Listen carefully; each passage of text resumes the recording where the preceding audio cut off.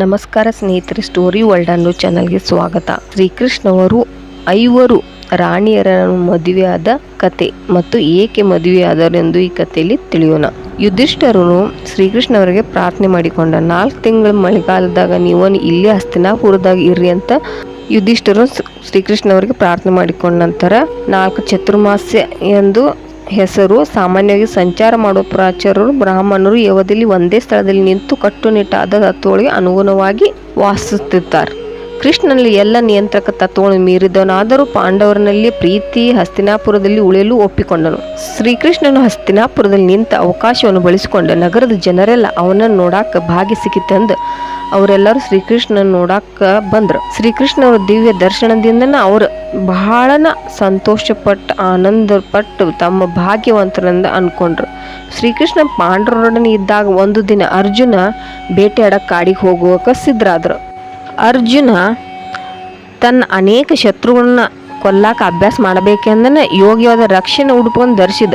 ಉದ್ದೇಶಪೂರ್ವಕವಾಗಿ ಅವನು ಕಾಡಿನಲ್ಲಿ ಹುಲಿಗಳು, ಜಿಂಕೆಗಳು ಮತ್ತು ಇತರ ಪ್ರಾಣಿಗಳು ಇದ್ದ ಭಾಗಕ್ಕೆ ಹೋದನು. ಕೃಷ್ಣನು ಪ್ರಾಣಿಗಳನ್ನು ಕೊಲ್ಲುವುದು ಅಭ್ಯಾಸ ಮಾಡಲೆಂದು ಅರಣ್ಯಕ್ಕೆ ಹೋಗಲಿಲ್ಲ. ಯಾಕಂದ್ರೆ ಅವನು ಏನೇನು ಅಭ್ಯಾಸ ಮಾಡಬೇಕಾಗಿಲ್ಲ. ಸ್ವಯಂ ಸಂಪೂರ್ಣ. ಮುಂದೆ ಅರ್ಜುನ ಅನೇಕ ಮಂದಿ ಶತ್ರುವನ್ನು ಕೊಲ್ಲಬೇಕಾಗುವುದರಿಂದ ಅವನು ಎಷ್ಟರ ಮಟ್ಟಿಗೆ ಅಭ್ಯಾಸ ಮಾಡಿದ್ದಾನೆ ಎಂದು ನೋಡಾಕ ಅರ್ಜುನೊಡೆ ಕೃಷ್ಣ ಅರಣ್ಯಕ್ಕೆ ಹೋದ.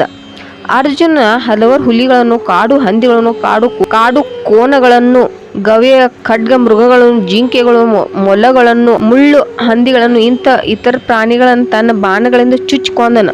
ಯಾಗಗಳಲ್ಲಿ ಅರ್ಪಿಸಲು ಯೋಗ್ಯವಾದ ಹಲವು ಸತ್ತ ಪ್ರಾಣಿಗಳನ್ನು ಯುಧಿಷ್ಠಿರ ರಾಜನಿಗೆ ಕಳಿಸಲಾಯಿತು. ಕಾಡಿನಲ್ಲಿ ಪ್ರಭುಕ್ಷತೆಯಾಗಿದ್ದನ್ನು ತಡೆಯಲು ಹುಲಿಗಳು ಮತ್ತು ಖಡ್ಗಮೃಗಗಳಂಥ ಭಯಾನಕ ಪ್ರಾಣಿ ಕೊಂದು ಕಾಡಿನಲ್ಲಿ ಅನೇಕ ಮಂದಿ ಋಷಿಗಳು ಪ್ರಜ್ಞರು ಇರುವುದರಿಂದ ಅಲ್ಲಿ ವಾಸ ಮಾಡಲು ಸಾಧ್ಯವಾಗುವಂತೆ ಕಾಡುಗಳು ಶಾಂತ ಸ್ಥಿತಿಯಲ್ಲಿ ಇರುವುದರಿಂದ ಕ್ಷತ್ರಿಯರ ರಾಜರ ಕರ್ತವ್ಯವಾಗಿತ್ತು. ಬೇಟೆಯಿಂದ ಅರ್ಜುನಿಗೆ ಆಯಾಸವಾಯಿತು ಮತ್ತು ನೀರಡಿಕೆ ಆಯಿತು. ಆದ್ದರಿಂದ ಅವನು ಕೃಷ್ಣನೊಡನೆ ಯಮುನಾ ನದಿಯ ತೀರಕ್ಕೆ ಹೋದನು. ಇಬ್ಬರು ಕೃಷ್ಣ ಮತ್ತು ಅರ್ಜುನರು ಯಮುನಾ ನದಿಯ ತೀರನ್ನು ತಲುಪಿದಾಗ ಕೈಕಾಲುಗಳನ್ನು ಬಾಯಿಗಳನ್ನು ತೆಗೆದುಕೊಂಡು ಯಮುನೆಯ ತಿಳಿ ನೀರನ್ನು ಕುಡಿದರು. ಅವರು ವಿಶ್ರಮಿಸಿಕೊಂಡು ನೀರನ್ನು ಕುಡಿಯುತ್ತಿದ್ದಾಗ ವಿವಾಹ ವಯಸ್ಕಳಾದ ಸುಂದರ ತರುಣಿಯೊಬ್ಬಳು ಯಮುನಾ ತೀರದಲ್ಲಿ ನಡೆದಾಡುತ್ತಿರುವುದನ್ನು ಕಂಡರು. ಕೃಷ್ಣನ ಅಪ್ಪಣೆಯಂತೆ ಅರ್ಜುನನು ಆ ಸುಂದರ ಯುವತಿಯ ಬಳಿಗೆ ಹೋದನು. ಅವಳಿಗೆ ಆಕರ್ಷಕ ಶರೀರವಿತ್ತು, ಸೊಗಸಾದ ಹೊಳೆಯುವ ದಂತಗಳಿದ್ದವು ಮತ್ತು ನಸನೊಗಳ ಮುಖ.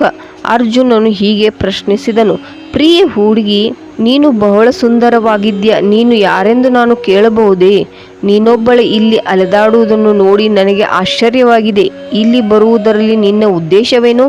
ನೀನು ಯೋಗ್ಯನಾದ ಪತಿಗಾಗಿ ಹುಡುಕುತ್ತಿರುವೆ ಎಂದು ನಾನು ಊಹಿಸಬಲ್ಲೆ ಅಷ್ಟೇ. ನಿನಗೆ ಅಪೇಕ್ಷೆಯೇ ಇಲ್ಲದಿದ್ದರೆ ನಿನ್ನ ಉದ್ದೇಶವನ್ನು ಹೇಳು, ನಾನು ನಿನ್ನನ್ನು ತೃಪ್ತಿಪಡಿಸಲು ಪ್ರಯತ್ನಿಸುತ್ತೇನೆ. ಆ ಸುಂದರ ತರುಣಿಯು ಸಾಕ್ಷಾತ್ ಯಮುನಾ ನದಿಯೇ. ಅವಳು ಹೀಗೆ ಉತ್ತರವಿಟ್ಟಳು, ಮಾನ್ಯರೇ, ನಾನು ಸೂರ್ಯದೇವನ ಮಗಳು. ಪ್ರಭು ವಿಷ್ಣುವನ್ನು ಪತಿಯಾಗಿ ಪಡೆಯಬೇಕೆಂದು ಈಗ ವೃತ್ತಗಳನ್ನು ತಪಸ್ಸುಗಳನ್ನು ಆಚರಿಸುತ್ತಿದ್ದೇನೆ. ಅವನೇ ಪುರುಷೋತ್ತಮ ಎಂದು ನನಗೆ ಪತಿಯಾಗಲು ಅರ್ಹನಾದನು ಎಂದು ನನ್ನ ಭಾವನೆ. ನೀವು ಹೇಳುವುದರಿಂದ ನನ್ನ ಅಪೇಕ್ಷೆಯನ್ನು ಹೇಳುತ್ತೇನೆ.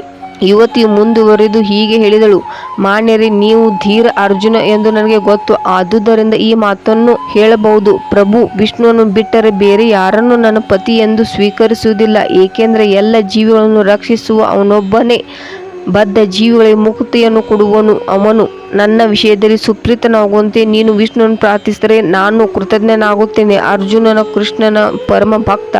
ಅವನು ಪ್ರಾರ್ಥನೆ ಮಾಡಿದರೆ ಕೃಷ್ಣನ ನಿರಾಕರಿಸುವುದಿಲ್ಲ ಎಂದು ತರುಣಿ ಯಮುನಾ ನದಿಗೆ ತಿಳಿದಿತ್ತು. ಅವಳು ಅರ್ಜುನನಿಗೆ, ನನ್ನ ಹೆಸರು ಕಾಳಿಂದಿ. ನಾನು ಯಮುನಾ ನದಿಯ ನೀರಿನಲ್ಲಿ ವಾಸಿಸುತ್ತೇನೆ. ನನ್ನ ತಂದೆಯು ಯಮುನಾ ನದಿಯ ನೀರೊಳಗೆ ನನಗಾಗಿ ಒಂದು ಮನೆಯನ್ನು ಕೊಟ್ಟು ಉಪಕಾರವನ್ನು ಮಾಡಿದನು. ಕೃಷ್ಣನು ಕಾಣುವವರೆಗೆ ನಾನು ನೀರಿನಲ್ಲಿ ಇರುವುದಾಗಿ ಪ್ರತಿಜ್ಞೆ ಮಾಡಿದ್ದೇನೆ ಎಂದು ಹೇಳಿದಳು.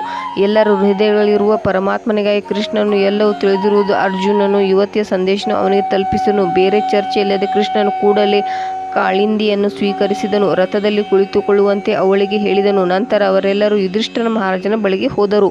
ಕೆಲವು ದಿನಗಳ ನಂತರ ಕೃಷ್ಣನು ದ್ವಾರಕೆಗೆ ಹಿಂದಿರುಗಲು ಯುಧಿಷ್ಠಿರನ ಅಪ್ಪಣೆಯನ್ನು ಬೇಡಿದನು.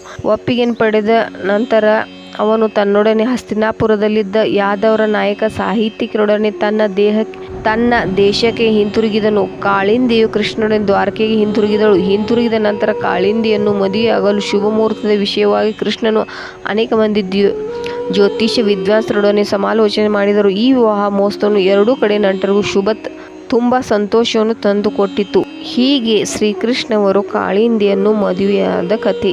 ಇನ್ನು 4 ಜನರನ್ನು ಹೇಗೆ ಮದುವೆಯಾದರು ಮತ್ತು ಏಕೆ ಮದುವೆಯಾದರು ಎಂದು ಮುಂದಿನ ಕಥೆಯಲ್ಲಿ ನೋಡೋಣ. ಈ ಕಥೆ ನಿಮಗೆ ಇಷ್ಟವಾಗಿದ್ದಲ್ಲಿ ಲೈಕ್ ಮಾಡಿ, ಶೇರ್ ಮಾಡಿ ಮತ್ತು ಸಬ್ಸ್ಕ್ರೈಬ್ ಮಾಡಿ. ಹರೇ ಕೃಷ್ಣ, ಹರೇ ರಾಮ.